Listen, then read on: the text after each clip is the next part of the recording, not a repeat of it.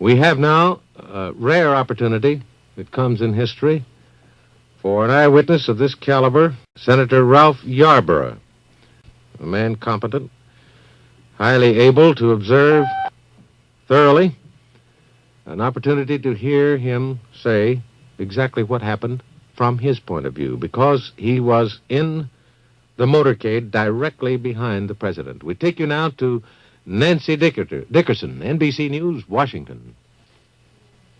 Yarborough, you've just returned on the presidential jet, come back from Texas, Dallas this morning. Could you describe the situation to us in the cavalcade when you were there and what happened after the shots were fired? Well, they were booming shots. You could tell they were not firecrackers or pistols. They were either rifle shots or small bombs. But the Secret Service men were between the car that I was in with Vice President Johnson and Mrs. Johnson. We couldn't tell immediately what was going on, but after the first two shots, the Secret Service man in the front seat whirled us and told us to get down.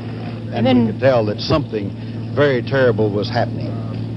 And then what happened? Did you all go to the hospital? The cavalcade immediately speeded up at a very high speed and raced. It was some miles to the hospital. They raced past the place where the noon meeting was to be held, past the mart where thousands of people were gathered inside, and went directly to the hospital at a terrible rate of speed.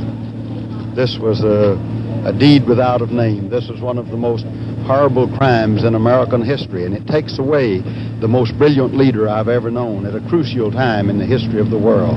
This is an unspeakable tragedy to the family and to the nation. Senator Yarborough, were you with President Kennedy talking with him this morning before this occurred? Oh, before the cavalcade. Oh, yes, I talked with him. He was optimistic and enthusiastic about things in Texas. The crowds were so great. The people had turned out with such great greetings. There were so many more than were there when he came in 1960, and so much more enthusiastic. It was, someone said that, well, Mrs. Kennedy was enjoying it too. The people wanted to see her so, and the crowds were so vast and so cheerful and so glad to see her, to see him. Did you see her, Mrs. Kennedy, afterwards at the hospital? Yes, I saw Mrs. Kennedy after that.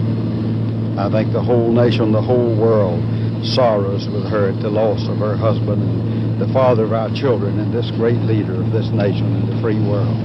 This is the saddest day I've known in American history, my lifetime. Thank you very much, Senator Yarborough. This is Nancy Dickerson of NBC News at Andrews Air Force Base.